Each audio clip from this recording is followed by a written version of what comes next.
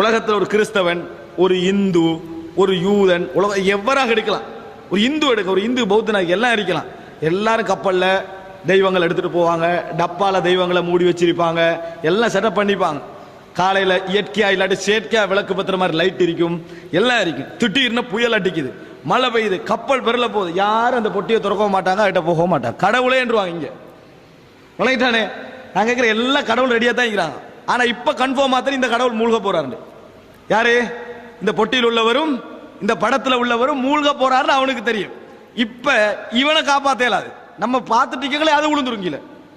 அதனால எவரும் உலகத்துல எந்த இணை வைப்பவனும் கப்பல்ல புயல் வருகின்ற நேரத்தில், பிளைட்ல புயல் வருகிற அதை பார்த்து திரும்ப மாட்டான்.